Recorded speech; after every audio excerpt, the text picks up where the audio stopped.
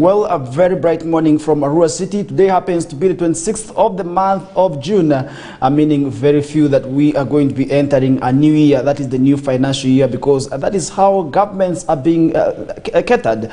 And governments already will be having their new birthday just some few days from now. And that is when we are going to be beginning a new financial year, where also already on a good or a bad note, URA will be returning in West Nile on our roads. But definitely, how are we ready for these operations? These are things already out there. Somebody should be asking himself out, because if I told you have not registered your motorbike, you have not also made sure that you are processing the numbers within the remaining days, and then at the end of the day, we are going to be seeing you in running battles, which may not be right. And this is where we want to also really see to it that we must avoid running battles as witnessed over the years, and we don't want to see the rift going on.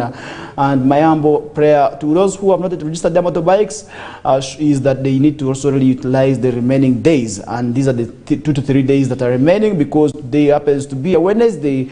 By Saturday, I believe the operations shall be closing, and then Monday we are going to be seeing URA officially returning back on the roads. And I still also really want to say that one clear observation is that we are still seeing a number of unregistered numberless motorcycles on our roads. What does that mean? It means that very soon we may see, we're likely to see danger ahead, as we are going to be seeing URA also returning back with impounding, which hasn't been the case for over the last 6 months. Because when the minister came in January, following the incident that happened in Madiokolo, this is where we did see an operation put to halt. But then the question is, how ready is West Nile for this exercise, given the fact that also really each and everybody out there is not ready for this? And this is where we want to say, those who have not registered their motorbikes, we need to make sure we do so within the remaining days, so that also really we get to understand, also really pay our taxes, because to pay our taxes is our obligation, is our duty as citizens of this country.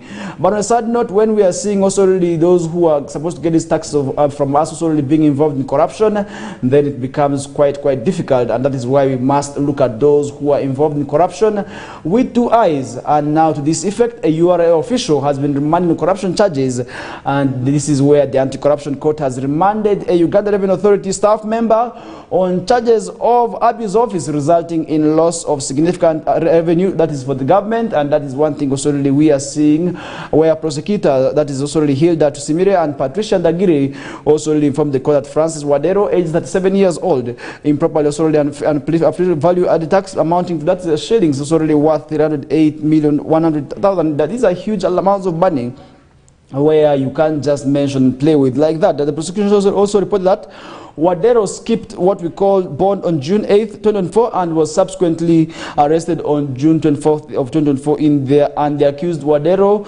denied the charges and applied for bail, and his lawyer counsel Herbert Kidia presented 2 sureties for her worship, that is Esther Asimwe, in there. After reviewing the documents for the sureties, the prosecution added that they were not also substantial, and the view in which Asimwe also really concurred also really in there. And this is what we are seeing. We are seeing also really issues of corruption. And more recently, we have seen the head of state also really coming out to also really put a fight against corruption, which many people also really asking questions of now, that why is it coming now? Could it be politics? And many people have also often also really talked about that. And last week, we are here with Job Richard Matua, and he actually talked about this. And that is why we're saying, we must leave issues of doing corruption, because eating from corruption is usually very bad. And just like this gentleman, if at all you are still eating from corruption, and then you must stop so, because at the end of the day, if at all the law is also going to turn on you, then definitely you are going to be living that kind of VIP life, and that is also really where you will be able to land yourself swiftly in prison. And that's why we are saying people must avoid also the tendencies of corruption, because corruption has destabilized the country, and corruption has eaten up the economy in several ways. And that is why we are saying people must desist from corruption now. And the accused Wadero denied the charges, and after reviewing the documents, that is also really for the sureties, the prosecution added that these documents were not substantial. And however, the court found Mr. Emmanuel Biara, an employee that is of the Ministry of Water, to be a substantial surety. And according to the charge sheet, we did see Wadero faces 2 counts, that is abuse of office control, that is section 11 subsection 1 of the Anti-Corruption Court Act 2009, and also what we are seeing also in that there is also causing financial loss, which is contrary to section 20 of the same act in, and both charges relate to the unauthorized VAT uplift, which resulted to also the government losing a lot of monies in there. And that is where we are saying people must desist from tendencies of corruption, because corruption has really destabilized the country, and corruption has actually been identified as one of those dangerous cancers. And how can we make sure that now we also really live in a corruption-free state? And this is where somebody out there may be interested in. And to me, I really feel, first of all, the approach that we are taking right now could be working, because dealing with corruption from the top up the down route would actually be the solution, because many of the times we have been dealing with also really those on the bottom. And this is where we have been seeing people complaining that those who have stolen government money are never arrested. After a few days, we see them out, those who have stolen billions. But those who have just stolen some shillings, where the grassroots also really, where they have stolen some small monies, or they have asked for some small bribes, have often dealt with. Look at what is happening on our roads. Definitely, this is where people have been also really very much basing their arguments on. And now I believe to deal with those top perpetrators, definitely this is the way to go. And I feel this would actually work. I don't know, you as the viewer, what you think about our fight against corruption in the country. Could it be working? And do you think at the end of the day it will yield fruits? Definitely, that is where you can also really share your opinions with us, and then definitely we are going to be sharing that with you. That is also really with the rest of the viewers later on. But for now, let's also really see how best we can be able to fight corruption, because corruption has been manifested in several ways in Uganda, and also different departments have been also really hit by the same vice. And now many people have often been asking this question on how we can be able to also really avert the vice and also kick it out of the country. But that hasn't also really yielded very much, and now the current fight has been also really to see that they reduce the cases, and that is where we have seen the president embarking on a serious move to solely deal with the corruption charges in there. And remember, this week also really we are celebrating the Public Service Week, and this is where public also really many places are being toured. And yesterday the department from local government, that is Rafael Magezi, together with other officials from Ministry of Public Service and also local government, we are in areas of also really that is also areas of Tororo and the neighboring also towns, also to see that also really the issue of corruption within those areas is actually addressed. And this is where we are saying those in public service, and we must make sure that we serve those whom we are entrusted, also really maybe those whom we have been mandated to serve with due diligence in there, so that solely this would not complain about us, because you are in that office temporarily.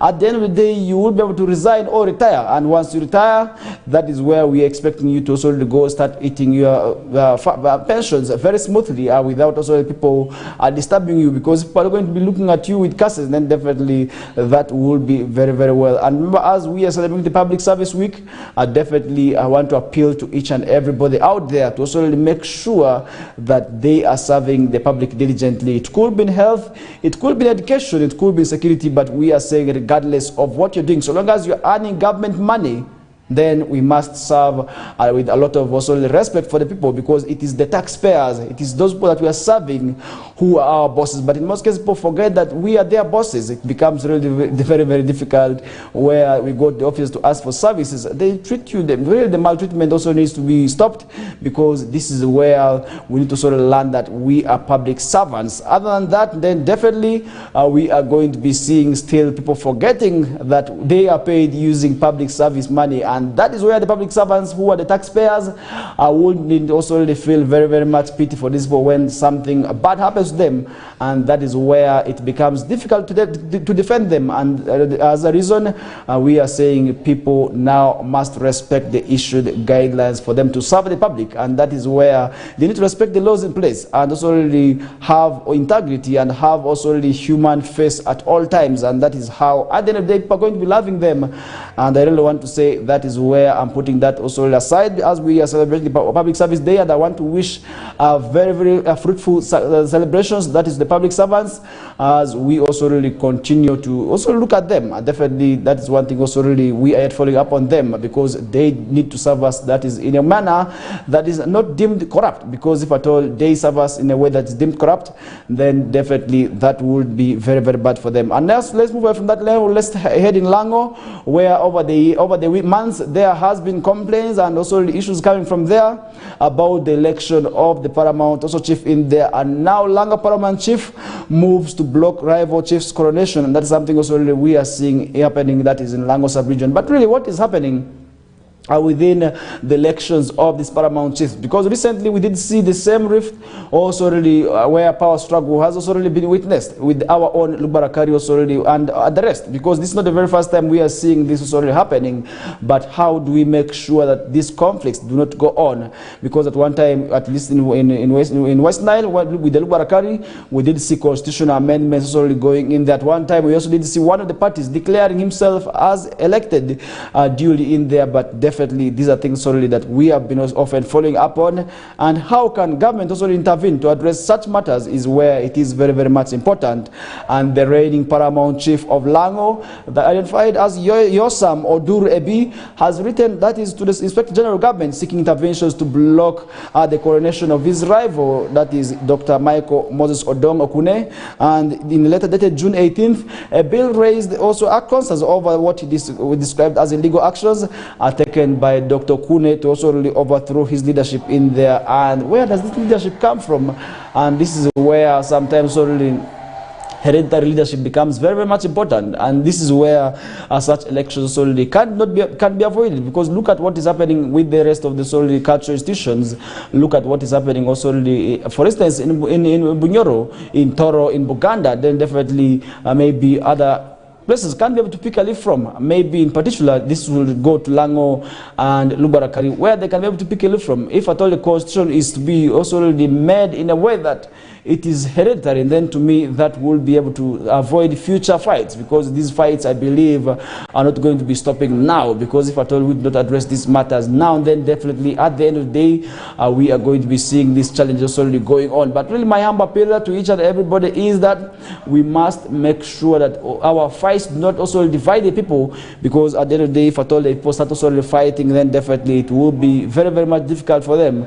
And the two paramount chiefs, one a be recognized by the government as leader of Lango Cultural Foundation, early this year also announced plans to voluntarily leave the throne in there. And this was followed by setting up a committee that would also prepare the transition process ahead of November 21st of 2024, when he is set to step down from his position. And while the Council of Cultural Leaders wholeheartedly blessed the move, the transition process also took a different twist when the cultural leaders decided to speed up with the process of electing a being successor in there. And on March 1st of 2024, the cultural leaders also already held an election, that is at Akibo Stadium in Lira City, where engineer Moses Odong Michael Kune was declared the new paramount chief, also already after garnering that is 1,692 votes against also his opponent, that is Dr. Dan Okello, who only scooped 139 votes in there. And you can now imagine the gap between also the two leaders also in there. That means also a lot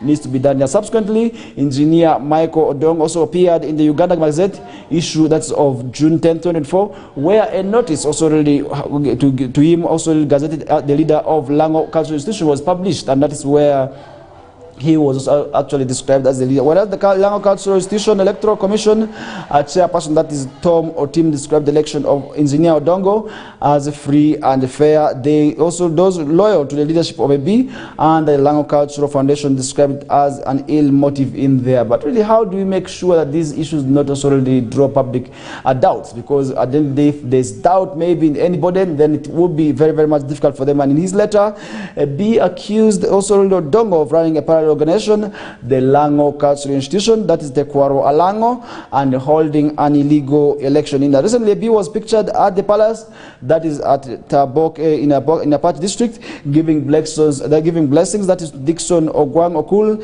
a loyal minister, as a cabinet member in there, and he as his successor. That's something also that didn't go on well with also maybe the other parallel team. But how do we make sure that these issues, more so these fights that are within the cultural leaders who are supposed to lead by example, continue to also already exist among the members of the public in there? And what will this exactly mean? Definitely, this is where also I will be able to seek your opinion as the viewer, and you can be able to share with us on what you think and in relation to this matter here, because we need to make sure that these fights between the two paramount chiefs is actually addressed. Because if it is not addressed, then definitely we may see divisionism also really emerging. And why is that these people are fighting? Definitely, you will be able to share with your view with us. And what do you think is causing the fight between also really people to also really, that is move into power? Because if at all, definitely people get to power, I believe there's so many opportunities that it comes with, and then that is where, to me, in my own opinion, government needed to come and regulate these cultural institutions, much as we have freedom also to do our things. But definitely I feel regulations will actually be very, very well, and this is to avoid rifts of such nature, because if at all this does not stop, then definitely we are likely to see bloodshed, which wouldn't be good. And currently Lango leaders also really are loyal to AB and Lango Cultural Foundation, who are organizing an election where they believe they would have to elect their successor, that is November, while those loyal to also Dongo and the Lango Cultural Institution are seeking for shillings 2.8 billion for the coronation scheduled for the same month. In there, it means two chiefs may be able to have their coronation in the same month. And what will this mean? And who will be also identified as the right leader? This is where I also need your opinions on. And I really feel this matter, once not addressed, and then definitely we are likely to see a lot of issues also really emerging out of that. Then definitely that wouldn't be very, very well. And that is where we are also really going to be stopping the discussions for now. And I really want to say it's a great morning from wherever you're watching us from. It could be within West Nile, it could be within Uganda, it could be within the country, that is different parts of the country and the continent at large. And that is where we are saying we do not take it lightly. We are always there to keep you informed and updated of what is happening across the entire globe. And today we are also going to be discussing issues happening in Kenya. I do understand Kenya is preparing for elections, but over the days we have been seeing protesters planning to storm parliament, and of yesterday at least a number of lives were lost. Also, as police tried to also block those protesters who were also moving to parliament, but they did move to parliament successfully, where also a number are said to be feared dead in there. And I will be talking much in that towards the end of the program. And this is where I want to appeal to you, the viewer, to keep it locked up. That is also the time we are going to be jumping out of here. But for now, we are going to be running for a short commercial break that will be ushering us to more other topics. My name is Farish Majid. Stay tuned as we bounce back shortly.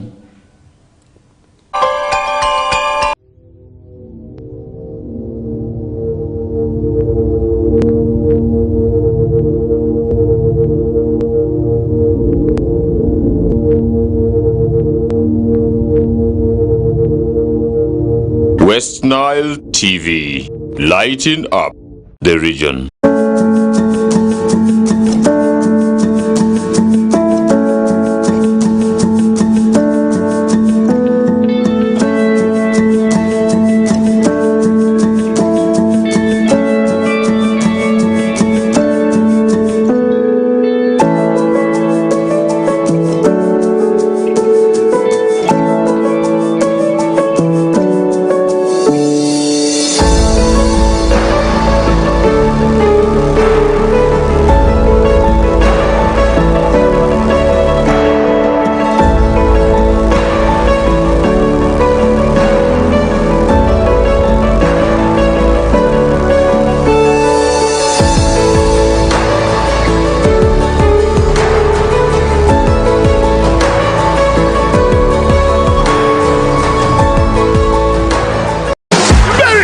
Mbappe, Cristiano Ronaldo, Harry Kane, Sané, Griezmann, Lewandowski, and many more.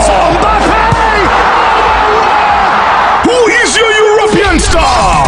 We are very familiar with all German stadia. Trust us to give you the best Euro experience affordably. Catch the matches live on NBS Sport, channel 255 on antenna or channel 199 on Dish Decoder on Star Times. We got your stars. This message is brought to you by Star Times Solar. Star Times Solar, more than just solar.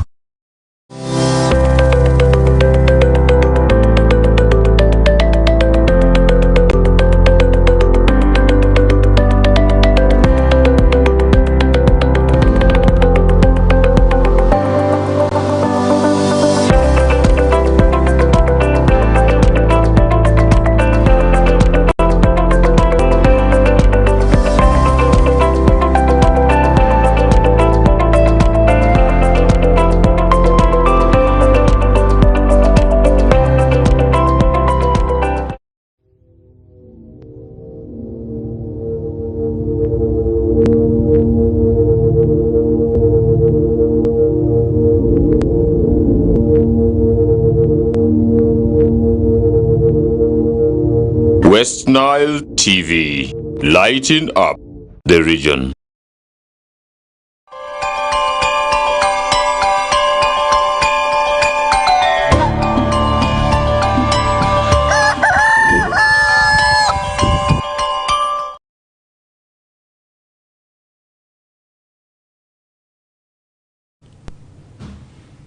All right, welcome back from West Nile, from Uganda, from Africa, and the whole world at large. We do not take it lightly for you who is always watching us from mornings, that is from 7 o'clock to 9 o'clock. We do not take it lightly, and we are always appreciative of you who keeps watching us. And this is a reason as to why we also really here to keep you informed and updated of what is happening across the entire globe. And that is one reason also really you must watch us each and every Mondays to Fridays. And earlier on we were talking about a URA staff being also remanded on corruption charges, and we did also talk about the conflict happening also really in Lango in there, and I hinted on the issues happening in Kenya, where we also really seeing the former president of Kenya, also Kenyatta, also really issuing out an advice that is to the current president, maybe to also really pick a leaf from. And we shall be doing more discussions on that towards the end of the program. That is where I also really want to appeal to you, the viewer, to keep it locked, because definitely what is happening in Kenya may not be quite well for us to witness, given the fact that also we did also have confirmation of some lives lost yesterday, because these protesters over the week have been also really calling for reforms before Kenya heading into polls, because these are also really in relation to taxes. And yesterday and the days and over the days they have been storming, that also really planning to storm parliament, of which they entered yesterday, but scores are now feared yesterday dead, because police also tried to also really move them off. And that is one thing also really I will be talking on later on. But for now, let's see what is happening, where a 23-year-old man gets 13 years in jail for sodomizing boy of 8 years. Could it be poetic justice finally served? Definitely, I do not know, but that is also really to your think. It is to your thoughts, where you can be able to share with us what you really think about that. Is also really what we are discussing here, because sodomy is really against our cultures, and it's really against our laws. And for one to be engaging in that activity, then definitely this person may face the wrath of the law. And the High Court in Mbarara City has now sentenced a 23-year-old man at 13 years in prison after he was found guilty of sodomizing an 8-year-old boy. Just imagine, 8 years. Really, this is really wrong, and I do not know where society is actually picking this from. And this is where we're saying sodomizing is really a crime in our laws, given the fact that we also took our stand in what we call the anti-homosexuality bill in there, and which today is also really coming with its own repercussion, its own pressure on the Ugandan economy, given the fact that already some of these European countries wanted to impose this culture. But really our leaders who took the stand and said no must be also really hailed, given the fact that already they said no, because the people of this society said no. And I remember one time there were protests and also demonstrations in Arua City led by Uganda Muslim Spring Council to also really say no. And that is one thing also really where we did see the Christian faithful also really still saying no, and the church also took its stand and said no to this kind of marriages. And update, this is where now much as it could be happening elsewhere, but the Ugandan church has still said no, and the Ugandan Muslims have still said no, and the government of Uganda at large has still said no. And that is where our parliament also really enacted what we call the anti-homosexuality bill, where there are stringent punishments for those who are likely to engage in this activity. And this is where we are saying, if at all you are also getting attracted to a person of the same sex, definitely you must stop now, because at the end of the day the government of Uganda is going to land you in trouble, where you will be able to find yourself in prison. It could be in Luzira, it could be in Chitalia, or it could be here in Openjinji for those who are within West Nile, who may also really want to do these bad activities. But we are saying that shouldn't be the case, where a court presided over by Justice Alan Paul Nihemi, that in Babazi, had that on June 9th of 2023, Mohammed Atweta, a resident of that's Rokashemera, that's in Kajara in Ntungamo district, sexually abused the teenager, and thereafter threatened to also kill him if he told anyone about it. And the boy also had to collect fire. The boy who had gone to collect firewood in the nearby forest was intercepted by the convict, and the minor, however, went and reported the case to police, and that is Rwashamira police station, that's in Ntungamo district. And Atweta was arrested and charged, and now state attorney Mr. Jacob also Nuhurila told court that on Tuesday that Atweta pleaded guilty to the charge through plea bargain arrangements, and that is where maybe and the sentence have been lessened after 10 years, where I feel now this is where it's okay, because as criminals sometimes only you have the right to fair hearing, and plea bargain is actually where people sometimes take advantage of, where you accept your crimes and then court will have to decide on what exactly to do, and in most cases the cases and the sentences can be lessened. That is under plea bargain, which also already many people are actually taking advantage of today. And the advantage of this is actually to serve justice, where people can also have some bit of reconciliation, and this is also in a bid also have the prisons decongested. And today we are seeing most of our prisons cells being congested, and the plea bargain would actually serve also as one that would be able to solely help in addressing cases of those who are under remand. And this is where I'm saying for those who have also done such crimes, and then definitely the plea bargain would actually be the best for them. But we are saying those who are likely to also engage in these activities, we must also stop from it, because at the end of the day you may also just lose your life because of this act. And that is one thing also where we are saying now those ladies who may get attracted to ladies, homosexuality is really not right. For the men who are also attracted to the men, we are saying this is never allowed in Uganda. At the end of the day, if at all you are continuing to engage yourself in certain activity, and then we may see you also already being taken to court and later on to prison. And that is one thing also already where we are saying people must not be able to engage in this activity. And really for a 23-year-old man to sodomize an 8-year-old boy, this is where we are expecting you to also provide protection to these boys, rather than also already you being now the perpetrators and the victims behind also the violation of these people's rights, because this is really a minor. 8 years is still a young person in Uganda, and according to the laws of Uganda, you are rendered an adult. That is once you clock 18 years. And even if you are still 17 months and 11 months, you are still termed to be a child. And that is one thing also really where we are saying now people must also really avoid tendencies of violating children's rights and through also such activities, because you are setting a bad example. What if this 8-year-old boy picks a leaf from what you have done and then also goes into practice? Then definitely this dangerous vice would have been spreaded. And that's why we are saying tough laws and tough sentences needed to be provided and given such people. And that is where at the end of the day justice may be served. And leaving that aside, now let's look at what's happening elsewhere,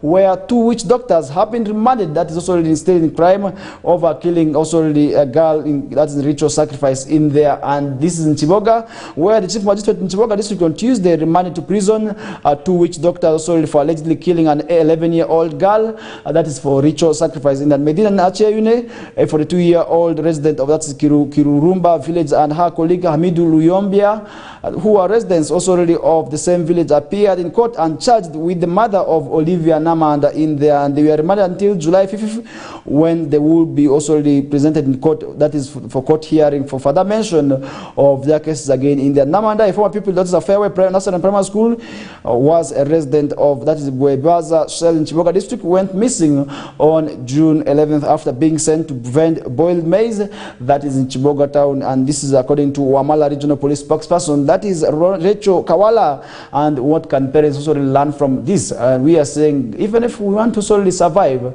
through using this girl child, we must make sure that the time they actually move the roadside to vent such activities, because due to our poor nature sometimes we cannot be able to avoid also really engaging in such activities. But we are saying that shouldn't be the case. We must make sure that once we are sending these girls out, definitely they are in company of adults. If at all they are not in company of adults, then the time they should return home should be actually one that is a bit favorable for them, because at the end of the day we are still seeing so many risks as the girls return back home from vending the cassava, from vending sweet potatoes, because many of the times along the streets we are realizing that also the girls who are supposed to be at school are always the ones selling more so in the evenings and afternoons also. This is where sometimes we are saying laws also need to be also brought in place. And in Arua City today we are seeing the trade order, which I also want to say the trade order needs to also really have a look in such activities where we are seeing children also really in these activities also really for where they're supposed to be in school, and these activities which I believe are supposed to be undertaken by adults. Look at the sale of caveras in markets. Also, that is where we are seeing our boy child. Look at egg selling. This is where we are seeing our boy child. And then look at the maize and cassava selling by the roadsides.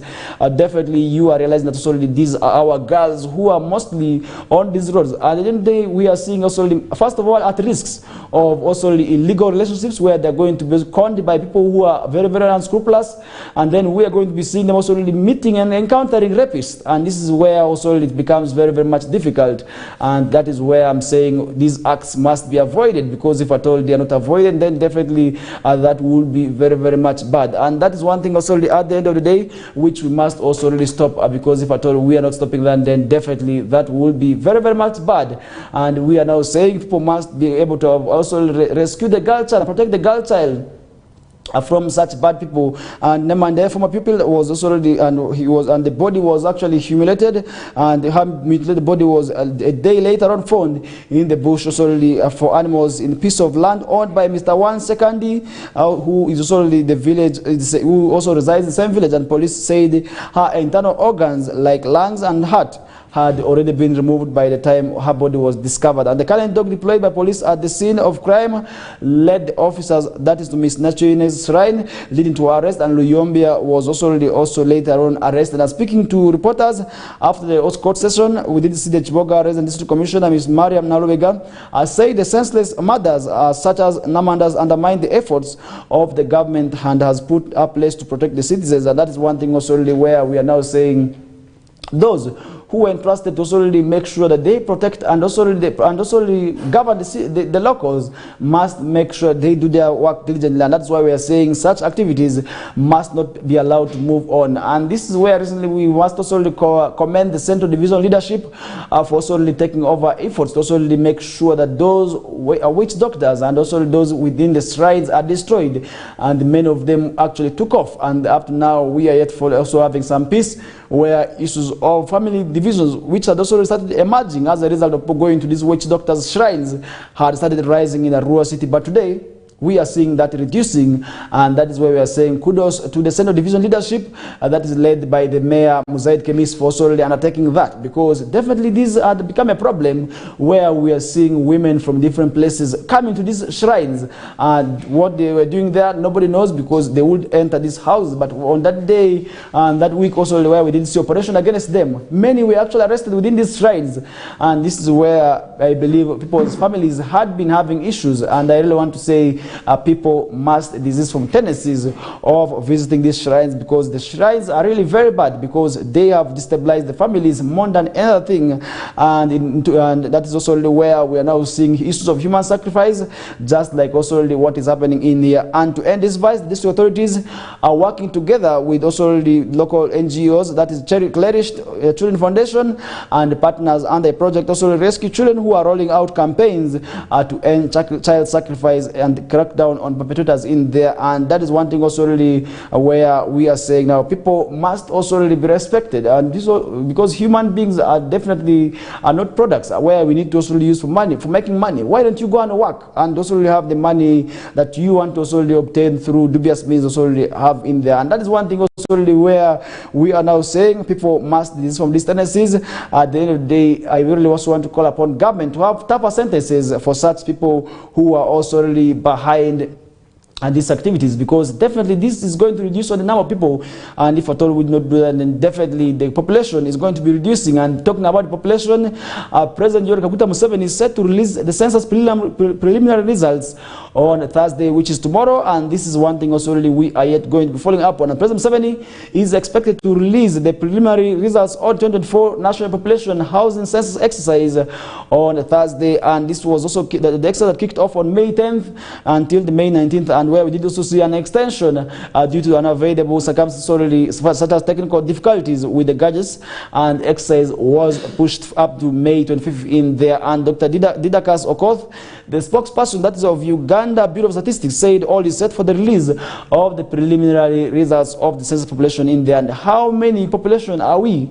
And what is the stand on? This is also really where somebody could be interested and wanting to understand, because definitely I believe there is an increase in the population from the last time we had, because definitely Uganda carries exercise after every 10 years where we have been always seeing the projections increasing. And then definitely I would also really have the same belief that this is also going to be witnessed with the same exercise. And I really want to say that is one thing also really we are going to be following up on. And it's not clear that if the result will reflect the true statistics of Uganda's population, as some Ugandans claim they were not counted in the exercise. And are you one of those that is actually not counted? Because many people complain about not being counted. Because for me, I got counted because I also really had to put the LC1 under pressure, and also really had to call him at all times until I was counted in the last days in there. But are you among those that have not been counted? Definitely that is one thing also we need to follow up on, and that is where Uganda is also really going to be finding out the population of the country. And this is where we do this each and every 10 years. And really, are you part of those counted? Because if you're not told you're not counted, and then definitely the resources you are going to be using in the next 10 years, because Uganda will again carry the exercise in 2034, and that is where also really we must make sure that we get counted again, because many people had been complaining that they were not counted. Are you actually among? And this call was also and Uganda last held the digital. This was the first time Uganda actually had its own digital exercise, because over the years we had been seeing paperwork, but this wasn't the same case with this recently concluded exercise of the census. And that is where we want to leave that also aside, looking at some of the stories elsewhere, where Best J Tomenta Arinaitu has been sent to High Court for trial over aggravated trafficking in there. And this is also another story that we are seeing, where the Chief Magistrate Court at Buganda Road on June 25th committed, that is Mr. Gilbert Arinaitu Bwana, to International Crimes Division of the High Court to face trial on allegations of aggravated trafficking in persons. And Mr. Arinaitu was caught public attention 12 years ago as the police officer who tormented Dr. Kiza Besje, who is also really the former FDC president in there, with pepper spray during also really one of the encounters. In the presiding Chief Magistrate Ronald Mukaizi told Mr. Arinaitu that, who is on bail as well, that pending trial, to report the result of ICD every last Thursday of the month until next convenient also session of the High Court in there. And State Attorney Mr. Ivan Kiaze told court that they have gathered an evidence to pin Arinaitu, and also in regard to the alleged aggravated trafficking, that is in persons case in there. And could it be justice now? That is where we did see this man who picked public attention for doing pepper spraying in the eyes of Dr. Kiza Besje. In the court documents show that Mr. Arinaitu coordinated the journey of the victim on phone, and that the accused policeman and his girlfriend also received the victim who traveled by bus from Marara. And according to court indictment, the accused Arinaitu told the victim that she would be working for him as a housemaid at a monthly salary of that is 70,000 in there. And later on the same night in July 2023, after the departure of his girlfriend, Mr. Arinaitu followed the victim, that is up the bedroom, and forcefully had unprotected sex with the victim. And that is also where another case would also be able to emerge at. And prosecution case alleges that also between months of June and July 23 at Nalumunya, that is also really in Bwandua zone, that's Braga Division, Kampala district. We did see also really Superintendent of Police Mr. Arinaitu transported or recruited a Harvard girl by means of also really fraud or deception or abuse of power or a position of also really vulnerability to achieve her consent for the purpose of exploitation, that is to wit sexual exploitation. And the offense was committed by law enforcement office deployed by public service also in their. Bwana is the police officer, for those who do not know him, who pepper sprayed Dr. Kiza Besje at Mulago roundabout in 2011 in there. And that is actually where he got public attention from. And really, could it be now justice also for those whose rights he has been abusing? Look at the young girls, because look at the maids. In most cases, maids come from West Nile, where he would also hide this, because most of these maids are people coming from the rural areas who are looking for survival, who also looking to get money for taking care of their daughters. And that's why we're saying, and their daughters and their sons, and that's why we're saying young girls must avoid issues of early sex and early pregnancies, because this is actually one thing that has led them to also work as housemaids. And Kampala, I was over there where I did see most of these maids solely coming from areas of northern Uganda, but that means also they come to look for survival, because sometimes realize way back home things are not well, and that is one thing also that has been forcing them to now go start working as maids in people's homes, in people's hotels, where the life sometimes is usually never good. And that's one thing also we are saying now, people must avoid issues of wanting to solely take the laws in their hands. And for somebody who is actually interested to protect people, we do not solely expect you now to solely engage in such activities, because you are a law enforcement officer. We expect you to solely work within the law. We do not expect you to first of all engage in rape, because for you to force somebody in sex, that is already rape. And for you to solely lie to people that you are going to be paying some amount that you do not know that you are going to pay, then definitely that is really wrong. And one thing also I want to solely issue as a caution to you is that we must now avoid that there is some tendencies of such nature, and that would also really make us avoid finding ourselves in the wrath of the law, because if at all the law catches up with us, and then definitely that wouldn't be very well in there. And leaving that aside, now let's look at what is happening within socio-economic transformation.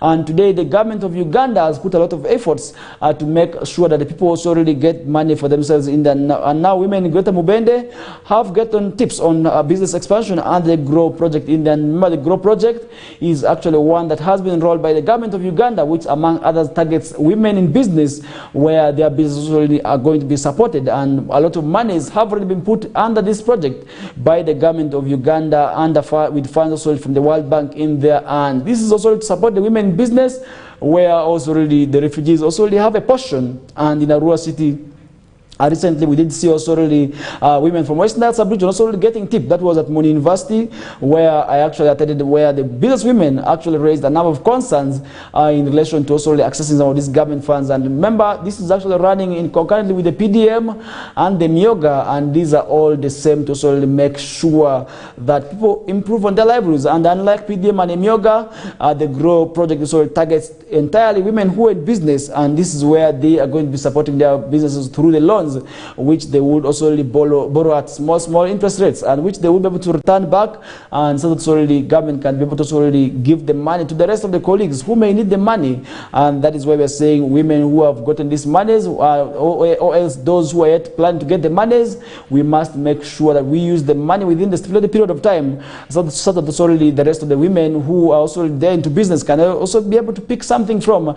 And I really feel that will be quite well. And now women groups from the districts of Mityana, Kasa, and Mubende have had the opportunity to expand their respective businesses with the skilling and the funding also from the Generating Growth and Productivity for Women Entrepreneurs Enterprise Program, abbreviated as the GROW. And the GROW program is under the Ministry of Labor, Gender and Social Development, just like unlike many other government initiatives, targets women enterprises that are already running also their business and need skills to also expand their business in there. And that is where we are going to be seeing that money go to. And that is one thing also I want to say, women from the selected areas must use this money very well, because we do not expect people to misuse the money, because many times what has been affecting the government projects is that many people think this money is actual campaign money. We are saying no, much as the time could be coinciding with your thoughts, but we are saying this money is coming timely.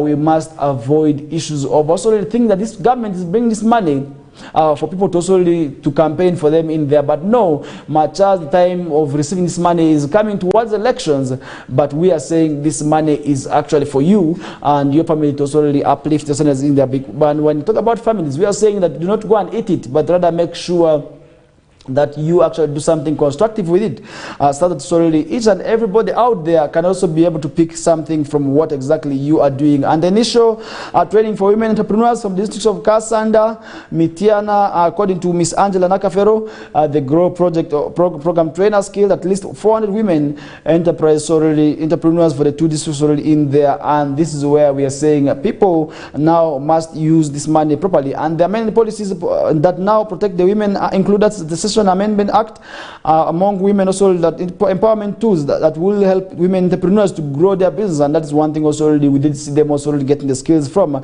And Ms. Vero Naziwa Bosa, the Women Council chairperson from Malangala sub-county, that's Mityana district, said many women are innovators and have had small businesses that also need funding boost in there, and that is where they will also be looking forward to receiving this money from government in there. And I believe this money, once given these women, definitely they are going to be using it rightly. Because unlike men, with the test of PDM, today we are having women who are called Mama PDMs, because men use the money for dating some ladies, and that is where today we are having children called PDM, where in some of the areas you find a child called PDM, and you wonder really how a child can be called PDM. But now that is also really a clear manifestation that society is actually not using this money in the right cause. Because recently I was in one of those areas, one of those rural districts in Western sub-region. This issue came, and that's where we're saying financial literacy, just like this that has been given these women in areas of Greater Mubende, is actually very well, because financial literacy has been lacking among many people, and that could also be one factor that has been dragging down government's efforts in implementing some of these projects. And that is why we're saying people must utilize the money that they're going to be getting from government, because if government gives money to you as a woman, it is supposed to make you better. From that small scale business maybe to a medium income, and that is where for those who have already been under medium income enterprises, let them also now make sure that they expand their businesses, and that is actually why the GROW project is coming up in place. And I really want to also really make this humble appeal to each and every woman out there to make sure that they actually get to tap into these activities. And that is where it is quite simple, where you need to first of all make sure that your business is a registered one, and also where the documents are clear. Because if at all your business does not have the documents, because most of the times our business have been informal, and that is where the challenge could be coming from, because many people have not registered their business. But we are saying now we must formalize our business if at all we want to benefit from this money. And through what, and when I talk about formalizing, it means first of all making sure that it is registered with the URSB, and also with government of Uganda, and the government of Uganda needs to also know that it is there. And then URA also needs to be aware of this business, so that we get to understand that your business is actually one that is number one, and a noble business. And at the end of the day, that is one thing also really I feel that would also really be very good for women, more so those in business, to also really pick a leaf from. And the skilling program under the GROW project is undertaken by government of Uganda, including the Uganda Education Bureau Services, the Uganda Industrial Research Institute, and Mindset Change, among other institutions. And statistics from Mitiana district shows how that women-led enterprises account for the 55% of the businesses in the district, and that would also remain true, because look at the small businesses. In most cases they are being run by the women, and look at the saloons, look at the roadside vendings, look at hotels. Definitely the women operating these businesses, and that is one thing also where maybe government thought of also it's very much important to give these people the money so that they grow their business. And I really want to say that is where it is very much important for people to also really make sure that they get these monies, because if they not get these monies, and then definitely people are going to be still swinging in poverty. And poverty is actually a disease that is very much dangerous. And today we know women who are into business who are really doing a tremendous job in supporting their families. Today we have women who are paying school fees, we have women who are built houses on their husbands, and these are the kind of women we want. Yes, we want them. We are not living in a generation where we are not going to be seeing women who are expecting everything from the men. And that is where I'm saying, as a woman watching us right now, you better start something small. It could be maybe some small vending, which at the end of the day would help you get money for buying salt. Because where a family is entirely dependent on one person, we are seeing domestic violence very much emerging from there. And if moved to police, definitely you always listen to cases of, he refused to provide for me this, he has not been giving me that, he has not been doing this. And that is where we're saying people must make sure that they're independent. And when I talk about independence, definitely this is where I'm talking about issues of financial independence, where we are now expecting women now to also share duty with men. If the man is buying food, the woman should do that. And if at all the woman is the one buying food, then the man should pay school fees. That way we are going to be seeing a happy family where conflicts are not very much. And that is where we come to the end of the first hour. This is still KOKOLIRIKO live on West Nile TV. Hope you are having a wonderful time from wherever you're watching us from. For now, let's run in for this short commercial breather that will be bringing us back to more of the other topics.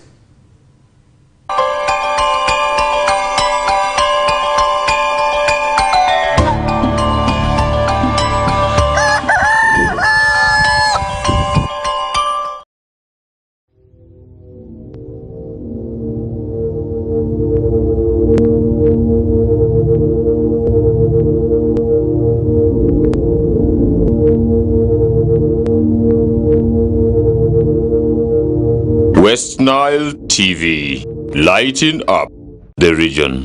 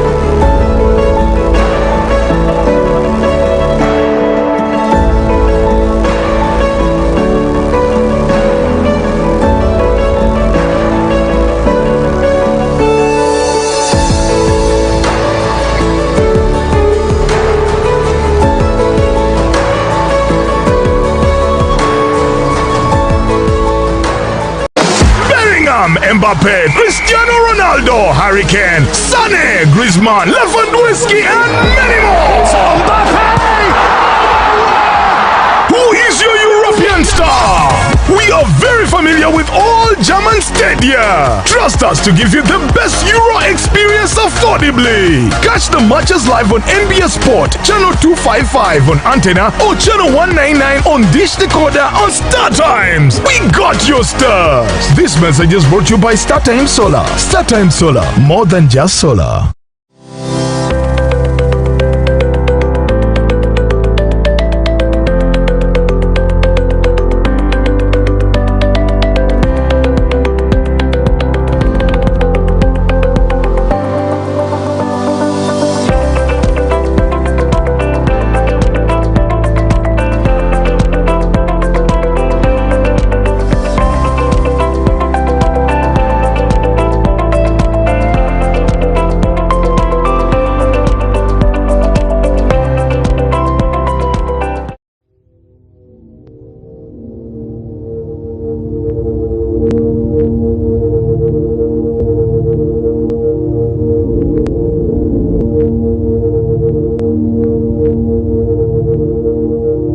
West Nile TV, lighting up the region.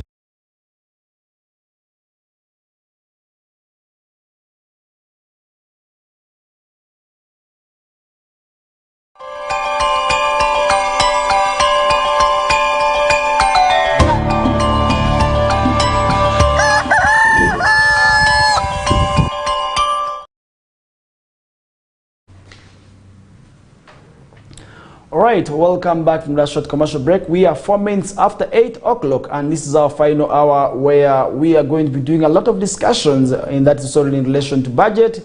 Is it enough? Are the priorities enough? We are also really going to be touching what is happening in Kenya, but that will be later on towards the end of the program. And remember, later on we shall be having the news bulletin in Lubarati with Mukulia Lawrence, and thereafter several other enticing programs also really shall be coming your way. And that is why we're saying, as the viewer of West Nile TV, you must always stay locked, because the team is really here and determined to keep you informed of what is happening across the region and also really across the nation and the whole world at large, because we are there everywhere.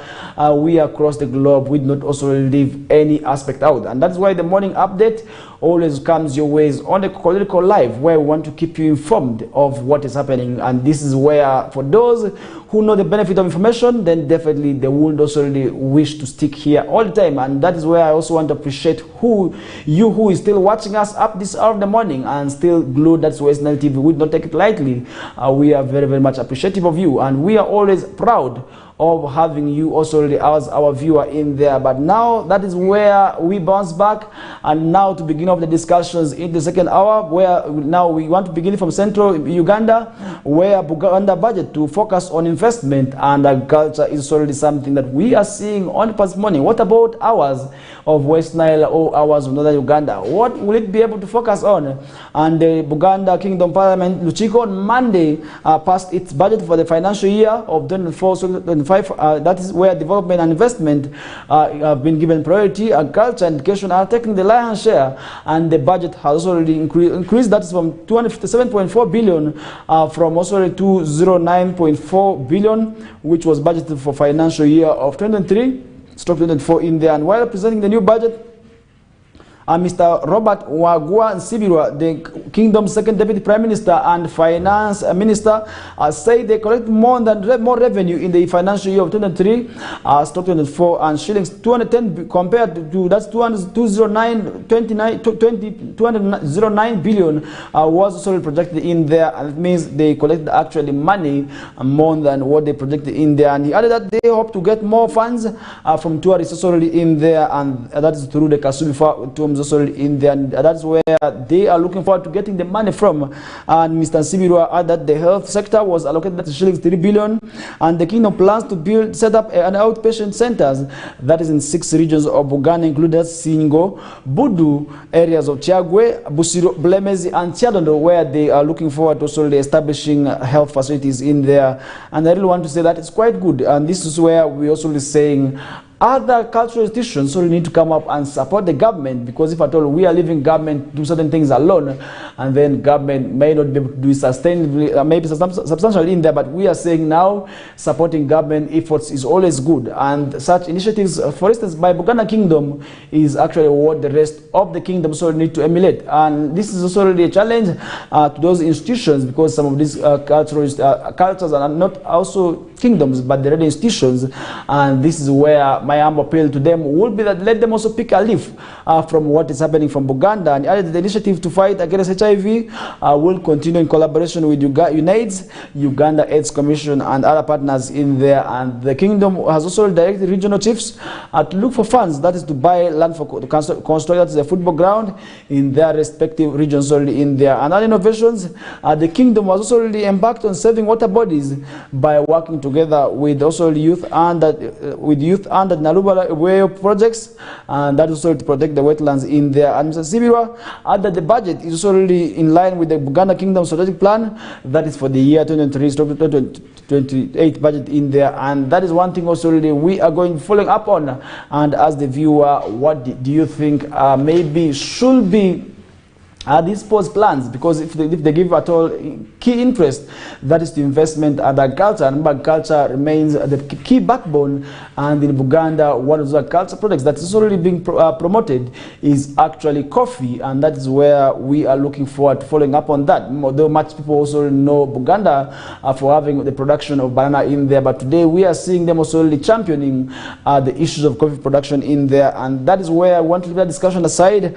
And now let's head in Kayunga, where 50 schools face closure over failure to meet the minimum standards of operations in there. And the government has given at least 50 primary and secondary schools in Kayunga district a 5-day ultimatum or to put a basic plan and minimum education requirements or risk closure in there. During a June 4th inspection exercise of boarding facilities in Kayunga schools, district led by district also team officials, that's one officials from Ministry of Education and Sports, who were led by that's Godfrey Cherop, the senior inspector of schools, education standards. Also, it was discovered that many of the schools we are operating illegally, also running that's the boarding section in there. And the team also, which inspected private and government school aided schools, secondary primary schools, were also shocked when discovered that many of the boarding facilities were congested and also had prohibited burglars in windows, and the beds plus the triple deckers we also seeing posing a risk that's to lives during emergency in there. Because when we talk about emergency, today we are seeing issues of terrorists taking advantage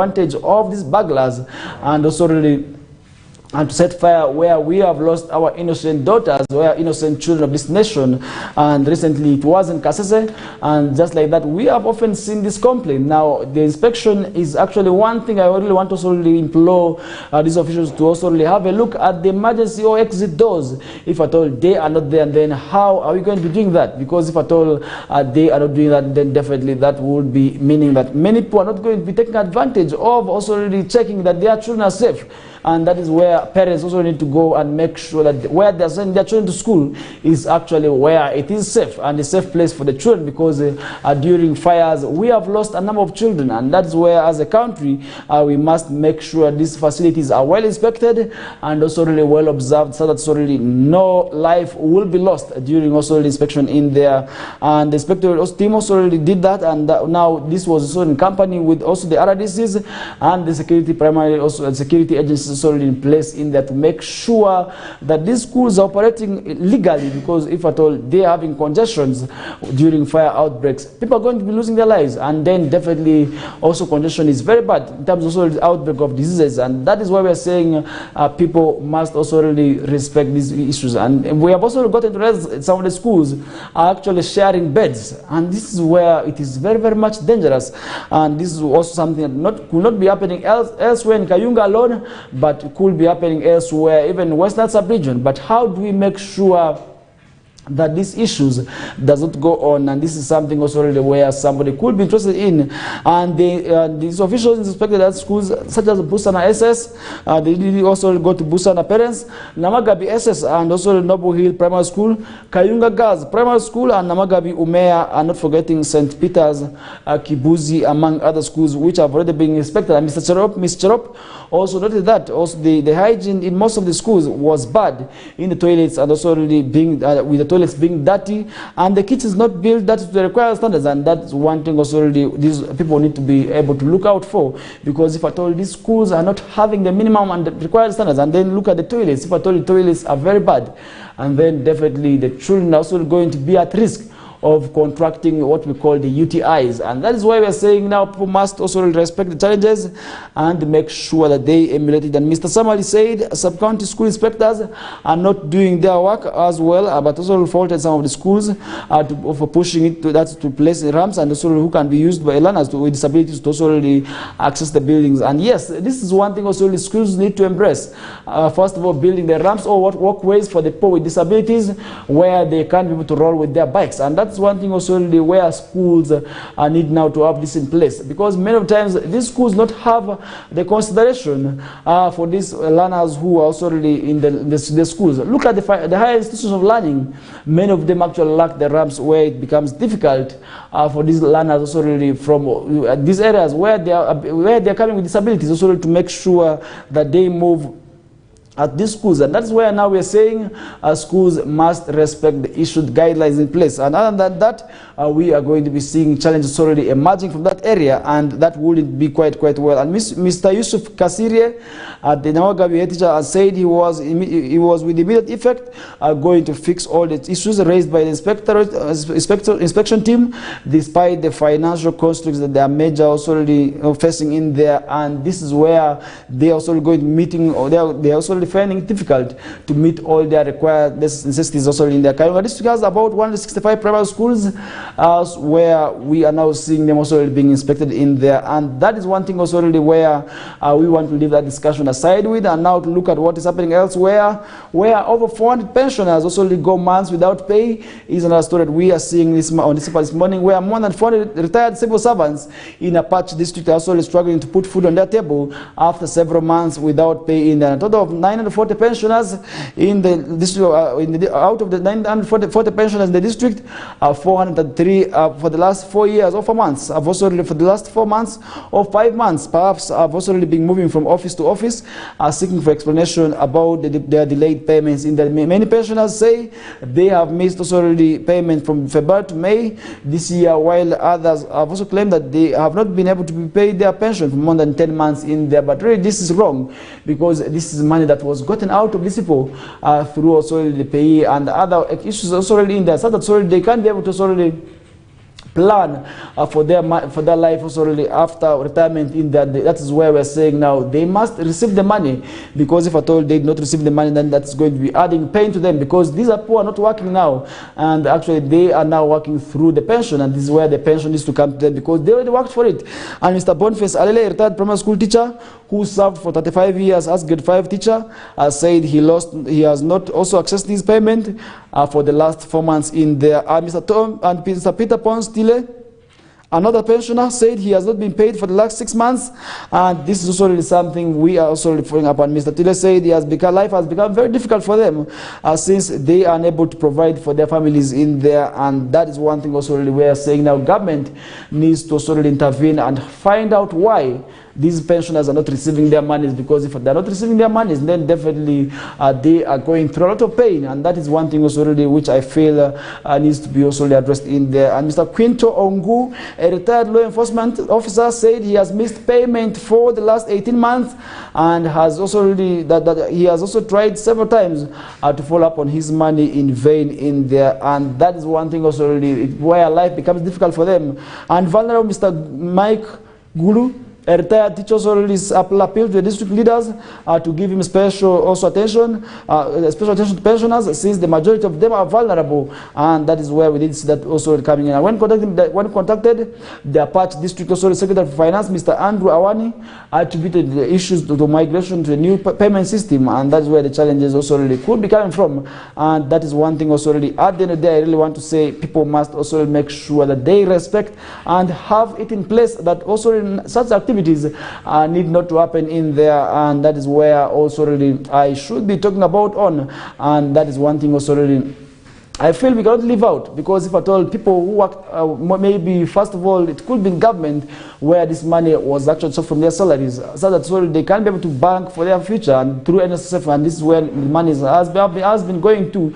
But now when it becomes difficult for them to access their monies, then definitely becomes difficult, and that is why we are saying if at all government wants to see many people already freely saving their monies, because sometimes employees really feel bad that their money is being chopped. But they have nothing to do, and yet this money is supposed to cater for them in the coming years, but really for them also not to get the monies back. Then definitely that is also really where the challenge is coming from, and that is where my humble appeal to each and everybody is that we must make sure that these people get their monies, and this is money they worked for, and really if they are not paid, and then definitely that to me wouldn't be quite well. And that is one thing also really we are yet following up on, that's in the Apache District. It could also really be happening in West Nile as well. I don't know how many pensioners also are out there crying, because you move the banks, definitely you see people suffering. You move the cow's office, you see people moving in papers. It means they are trying to also get answers on why they haven't been also paid their money. In the former district resident city commissioner of Rubaga, now also in another story, has also really criticized several legislators for what he termed as betrayal. That is a public trust also in there, and that is another story we are seeing on past morning, where in the headlines we are seeing Brother Blast Semuju, Nsereko and Segona for betraying public trust in there, and that is one thing also really I feel we need to also really have a look into, because Brother statement specifically names MPs, including that Ibrahim Semuju Nganda of Kira Municipality, Medat Segona of Bisoro East, and also their counterpart, that's Muhammad Nsereko of Kampala Central India, and Asman Basalirwa of Bugiri, as well as Abdu Katuntu of Bugiri County, India, where he accuses them of betraying public trust by defending what he describes as looting of public funds through dubious service awards in there. That's something also where we did see Brora condemning the MP's appearance on media platforms, where they reportedly also really defined these awards, arguing that these are sets of poor example for the public, also the public, also especially children in there, because he argued that the defense of these awards included in the budget without proper scrutiny also constitutes that budget corruption in there. The statement questions the legitimacy of the service awards, asserting that the MPs failed to raise alarms or ensure that these awards were justified and based also on exceptional performance in there. But that is one thing also where we did see Burora challenging the MPs. Also, the MPs claim that the awards were legitimate simply because they were included in the budget, and suggesting that their silence on the issue also really indicates complicity, and that's something also really we are seeing on the past morning. And he, however, further calls the MPs to seize the media appearance, defending the actions and solely which he claims to contribute to the normalization of corruption in the fight against corruption in the country. And additionally, Burora urges media houses to also consider giving platform for what he describes also as a propaganda that legitimizes also systematic corruption in there, because corruption has also been identified as a dangerous vice eating up the country, and where many people also going through a lot in making sure that this issue issue also does not go on. But how do we make sure that the issue of corruption is actually addressed? Because corruption continues to also be in public domain, and that is where we are seeing the President of the Republic of Uganda of recently also making arrest on some MPs, and these MPs are who are also behind the corruption in the country. And that is where I'm saying that is quite good, because for you to lead by example and then you also engage in corruption, then definitely that wouldn't be quite well. Because at the end of the day, what about that young person who is admiring you? Aren't we going to be raising corrupt citizens? And that is one thing also really where I want to also really continue with the discussion and say we must respect all these guidelines that have been raised in place, so that sorry nobody is engaging in corruption. Because if at all people engage in corruption, then definitely the issue and the fight against it will just be history. It will just be a song that we are all going to be listening to, like how a dog listens to radio. But definitely that is one thing also really, it will be very much difficult. And we are saying people must avoid issues of corruption, because corruption has been identified as a dangerous vice. And to the leaders, please, let's not support this, because indeed corruption has been manifested in clear that's outlook, and many people have actually gotten to identify that indeed corruption has been taking place in this country. And that is why we are saying now people must respect the issued guidelines in place, and that would be quite well. And that is why we want to leave a discussion aside, as we are just remaining with about 8 minutes to our final break that will be able to answer us. That is now final discussion of the hour. But now let's look at what's happening elsewhere. And on the past reported this morning, still so many issues continue to also arise from there, where also in Kenya, you've paralyzed Kenya in anti-protest, and more details of that will be coming later on. But let's see what is happening elsewhere, and now where Kenyan protesters have also occupied parliament in there. And that is one thing also we cannot be able to leave out, because if at all we are leaving that aside, then definitely that wouldn't be quite well, because what is happening to your neighbors could also at one time happen to you. And that is why we're saying we must be prepared at all times. And if at all people are crying, then definitely we also going to be crying with them. And chaos has erupted in Nairobi, Kenya on Tuesday, that is all afternoon, as protesters have finally breached the gates of parliament and occupied it. And the demonstrators frustrated by the government's handling of the economy and rising cost of also living had been gathering outside the buildings of that is for hours before some of them were also already shot dead and several injured, including 2 journalists in there. And that is where we're saying now these issues must also really not go that way. And the crowd surged forward. Police struggled to maintain control by firing live ammunition, but was later also really overwhelmed by the numbers and the sound of tear gas, bullets, and also really screams filled the air as the protesters underrated the pushed also past the security forces and stormed into Parliament building in there. And once inside, they occupied the chambers, screaming Ruto must go, refusing also really to leave until their demands were met in there. And once inside, that is one thing also where we did see that happening. And the Speaker of Parliament was reported to have been evacuated through ambulance as the standoff also continues. And millions of people online are watching and transfixed also really by the determination and courage of the Kenyan people in there. And this is the day that would go in history, a day that would also really shape the future of the country. And that is what is happening in Kenya. And definitely the violence is never right for us to continue witnessing.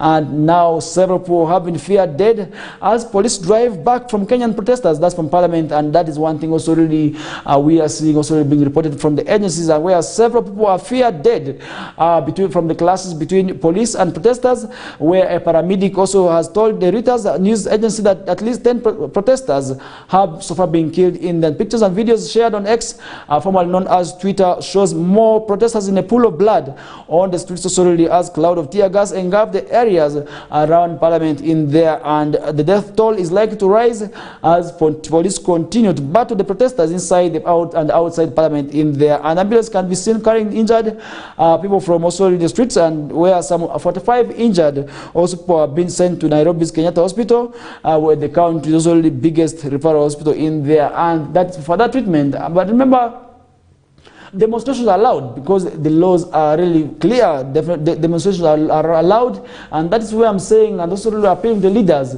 if at all people want to demonstrate, please allow them to do so, and also really make sure they raise their issues. And that is where, as the leaders, instead of shooting at them, definitely you need to listen to their cries and also really work with them, because if at all you are not listening to their cries, that's why maybe they also really rising on the streets. And that's one thing also really we need to also really make sure that we respect.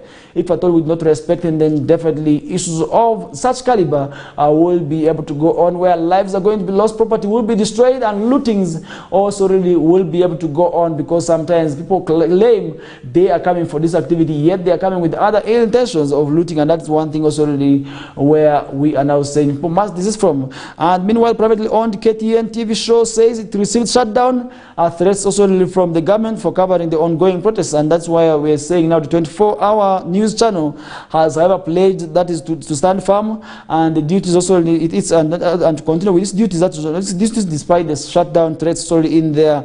And for several weeks also we have seen Kenyans have been protesting over financial bill, and also that proposed tax rises, and many felt that they were also already burdened with the high cost of living. And remember, high cost of living is actually one thing that has ousted several governments right in history. Look at the European history, and that is actually where we did see so many fights already, so many wars already emerging, and that is one thing also we did see happening in so many African countries, where once cost of living becomes high, then definitely people have nothing but to resort to also the fights of such activities in there. And the government has said it needs to increase the money that's in order to get also really to fund services without also really increasing the debt burden.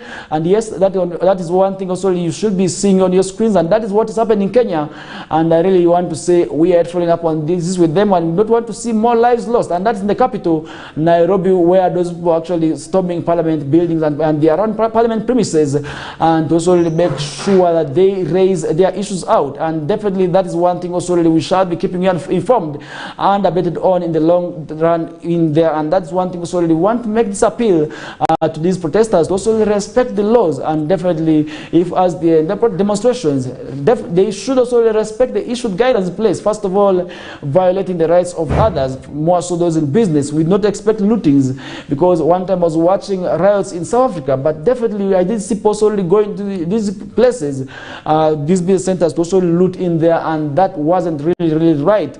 And that is one thing also really where we're saying, but Charles, the cost of living is difficult. It is also high, but we must also really make sure that we respect the issued guidelines in place, and that would also really save the country and also the nation at large. Because if you really see what's happening in Kenya, definitely that would also happen elsewhere in Africa, and that wouldn't also be quite good, because it sets a bad precedent. And just like that, then definitely we may see also it spreading across. And we are saying people must respect the guidelines in place. And among the initial proposals, we are at least a 16% sales tax that's on bread, and 25% duty on cooking oil in there. And remember, bread is actually one thing that has caused a lot of issues that is already elsewhere, and that would also really indicate and show us why these people are now demanding for Ruto to go. And you can see that the devil where Kaunda, Ruto must go, and tear gas is being spread to disperse people, and that is really wrong. As you can see that pepper colored spray also being sprayed in there, and you can't be able to see tear gas, and sound bullets have become a normal thing, maybe for these remaining days. That is in Kenya, where we are seeing also loud tandems of bullets, and also tear gas canisters being spread across the country and across the city in there. And that is one thing also really we are yet following up on, and that is one thing also really where we did see privately owned KTN TV show says it received shutdown threats. Definitely that is one thing also really where they kept it so confidential to continue feeding the citizens with what is happening, that is also really in the country in there. And we did see President William Ruto has acknowledged that the protest, and promised also that he would hold talks to address the concerns of the youth who are the forefront of the demonstration in there. But he did not also call these people to have calm, and also make sure that these issues does not go on as we are seeing happening in Nairobi, Kenya in there. And we shall be able to keep you informed of what is happening in Nairobi, but we are not praying for the same to happen elsewhere, because lives are going to be lost. So many people are going to be arrested, and others are going to be left disabled in there because of bullets. And that is something also really which we wouldn't wish to see happening, that is in the different parts of also Africa in there. And that brings us to the end of this first half of the second hour, and this is where we are going to be bouncing back with more topics in relation to this and other areas which we shall be keeping informed on. For now, we are going to be running for a short commercial breather, and remember, after 9 o'clock, that's when other programs will be able to follow on later on. But for now, it's a short commercial break. Stay tuned.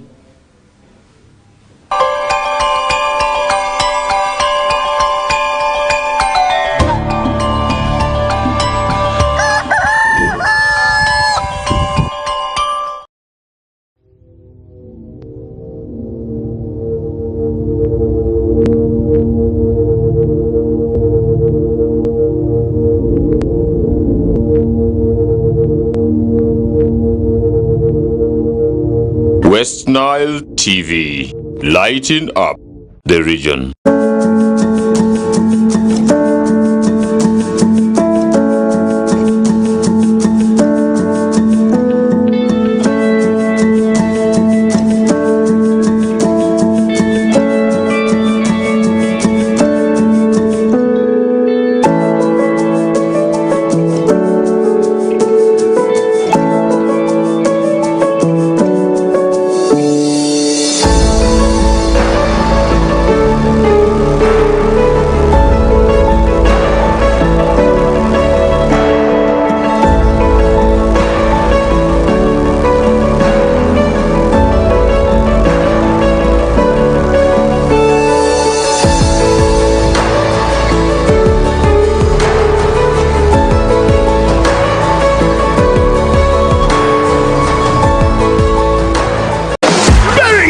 Mbappe, Cristiano Ronaldo, Harry Kane, Sané, Griezmann, Lewandowski, and many more. Mbappe! Who is your European star? We are very familiar with all German stadia. Trust us to give you the best Euro experience affordably. Catch the matches live on NBS Sport, channel 255 on antenna or channel 199 on Dish Decoder on Star Times. We got your stars. This message is brought to you by StarTimes Solar. StarTimes Solar, more than just solar.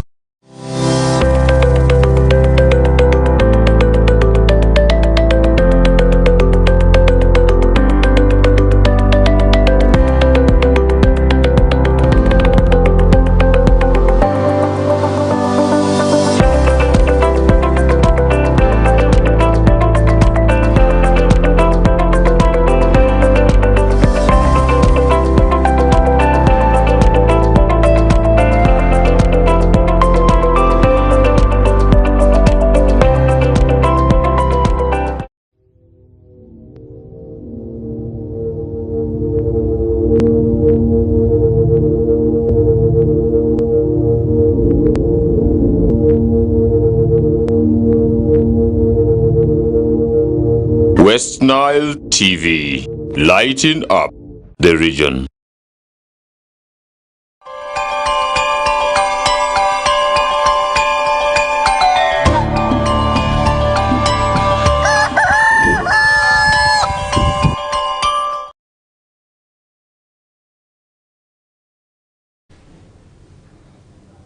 All right, welcome back from that short commercial break. We are back with the final minutes of the show, and we are still discussing issues in Kenya where we are seeing protests going on. This is also really in relation to the increased also high cost of living, which this attribute to taxes. And now one issue that also really that is emerging in there is the price of bread. And this is where I really don't know where governments sometimes learn from, because look at what happened in Sudan recently. It was also really that component of bread. Look at what happened in France during also really the time of that's already the time also really of the European history. You'll be able to realize that also really a lot of these issues also really emerged due to the high cost of bread, and we did see also that happening during the time of the French Revolution. That is one thing also where we did see that also really emerging, where the high cost of bread also really caused that, and that is one thing also really where we are now saying where do these people learn from, and why must the price of bread go high? Because many people cannot survive without eating bread, and that is really something at the end of the day which I feel maybe the presidents also need to learn from, because at the end of the day that is one thing also that has been causing the ruckus, and now several people are being feared dead. That is something also we are talking about earlier on in Kenya. And what is that the leaders of Kenya now saying? Many people have also responded that, where we are now seeing recently also really many people also talking about that, because definitely if we not talk about what their message is saying, definitely that is also really very, very wrong. But now we are seeing Ruto facing tough choices after a day of bloodshed, and this is also another story that we are seeing on the past morning. After a day of protest, turmoil, and also bloodshed, Kenyan President William Ruto addressed the nation with message of sadness and strength in their saying legitimate protests against his policies. It's been also hijacked by a group of organized criminals, and he warned his government that he would use all means to also disposal to also make sure they repeat of the violence at whatever cost does not go on in there. The president's message was solely an attempt to seize back control after days of street protests, which have also grown in strength and number. On a Tuesday, we did see also this escalated with at least 5 people dead and hundreds also injured in there, and that is one thing also really where we did see that happening. But in long term, some people around Ruto must also really fear that things might not be simple, and that the prospect of tough choices remain for them in there. And this is where we are now seeing the government that was elected in 2022 pledging to curb that's corruption, shore up the country's faltering economy, and also really help the poor. The battle Mr. Ruto now faces an unprecedented rebellion against a bill that he says he is an essential part of the plan to also really build the nation in, and it might be easier to know which also way to turn. That if the position Mr. Ruto faces also really we are confined within parliament in there, and that is one thing also really we are seeing on the past morning. And this is one thing also really we are seeing now. Dignitaries also from Kenya emerging, and notable among that is former President Kenyatta also telling Ruto to talk to the people, not to talk at the people, and that is one thing also really what he is saying here. And former Kenyan President Uhuru Kenyatta is saddened also really by the loss of lives in Monday's protests, and says he stands with the people.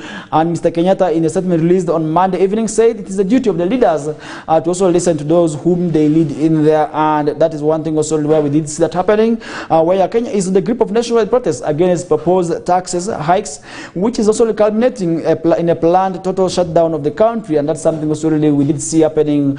All Zed Bana have been confirmed killed in the protests that swept also really the capital Nairobi and spread also township around the areas, and the protesters away from in there. But immediate former President of Kenya, Kenyatta also really, who scaled the steps of State House holding hands with the current leader, Ruto also said leaders must not know the power and authority also really they have is donated to them by the people, and that's one thing also they need to learn from. And in 2013, Kenyatta was elected as the 4th president of Kenya and the National Alliance, which was part of the Jubilee Alliance, which was with his running mate, that's Ruto's United Republican Party, and that is where also we did start happening. But now the two fell out at the end of also their second term, went with Kenyatta dramatically backing Raila Odinga's 5th attempt at the presidency also against Ruto in 2022, and Kenyatta said he was also fully aware of the weight and also the difficulty of leading Kenya in there. And with the emphasis, he said the current leadership must speak to the people, not at the people in there. And that is one thing also really we did see happening in there. And Mr. Kenyatta's statement was released shortly after Mr. President Ruto's address that where he said the nation called upon the protesters also really, where he called the protesters as criminals. And that's one thing also where we did see Ruto's message also coming in. And Ruto has previously played macho when Mr. Odinga ran his government, alleged also with also protests before caving in and handing his also presidential rival a piece of cake in. Then it remains unclear if he will have the mettle and also fit fight to test the fearless young protesters if they return to the streets again. And that's something also really where we're seeing that happening. And I used to remember paralyzed Kenya in anti-protest and anti-tax protests, and that's something also where we did see that going on.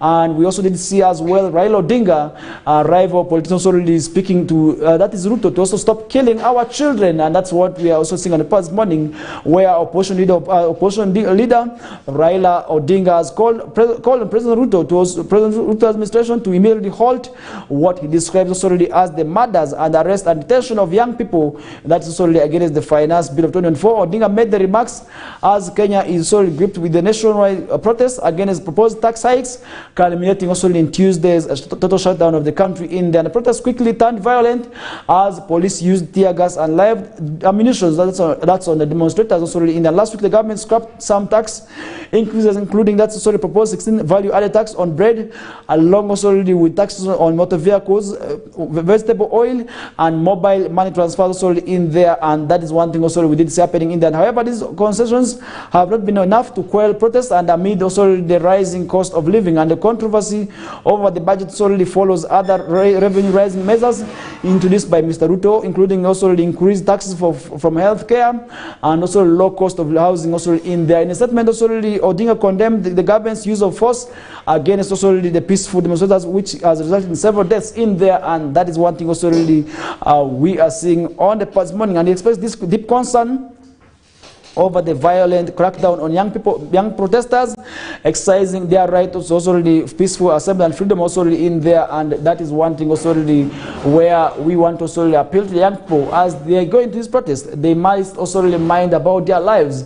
They must also respect the issued guidelines in place. But sometimes we see people going for these riots when they're already under consumption of alcohol or maybe other drugs, and that is where we see them becoming fearless. And that is one thing also really where we see security agencies also really becoming angry with them. But we are saying this shouldn't be the case. Much as we have issues, we have other alternatives we can be able to also really appeal for. And this is where the MPs of the parliament also really must also listen to their electorates. They must side with the electorates. They must also really listen to what exactly their voters are saying. And other than that, we are not expecting protests. We are rather expecting the issue to go at the floor of parliament.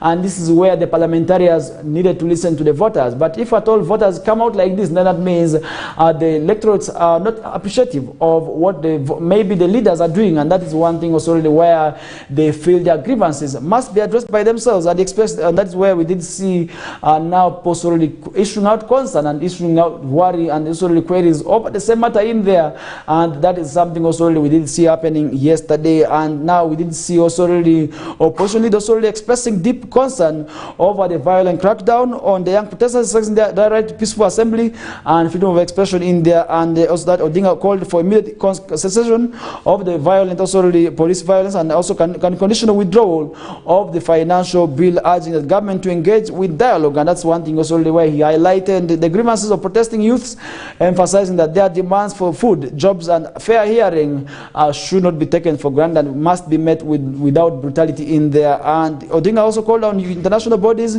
including East African Community, the African Union and the United Nations to intervene and address the unfolding situation in Kenya to prevent further loss of lives in there. And that is one thing also really we are seeing on the past morning. And Kenyan President William Ruto denounced the protest on Tuesday that saw Parliament stormed, where at least 5 protesters have been shot dead, but did not also really address the swelling outrage against the controversial bill that has sparked widespread demonstrations across the country of Kenya in there. And that is one thing also really where we are seeing that also going on. And remember, Kenya is also actually planning also really for this bill, which also really is going to be coming with tax hikes. And that is one thing also that did not go on well with the Kenyans. And I really want to say that is one issue also really we are following up on, and we shall be able to keep you informed if at all there's any development that will be tomorrow. But really for now, we are looking forward to stopping here because the issues of corruption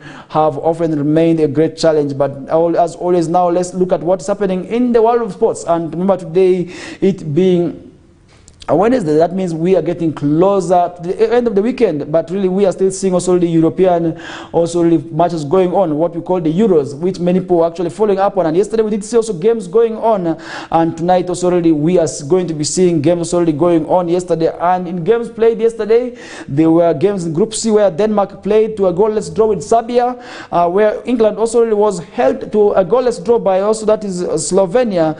And in Group D also really we had games as well where we did see France playing 1-1 with Poland. Netherlands also really lost, that is to Austria, in 3-2 goals, 3-2 goals in there, where also really in Copa America games will be going on. And that's one thing also really where I need to keep you updated of. And as we get to final discussion of the hour today, in Group A we shall be having games in Copa America where Canada, where there will also really be games, and more details of that will be coming through on the whistle time. And for those who love sports, definitely that is where you need to solely keep it locked from 2 to 3 p.m. Owen Ezaga together with Linda Suzy will be here to give you details of what is happening in the world of sports, right from football, netball, cricket and other games out there. More details will be coming through on the program, and that is where I want to appeal to you who love sports to wait for them from 2 to 3 p.m. as other programs are also really still going to be coming your way. And that is where we come to the end of today's discussions. My name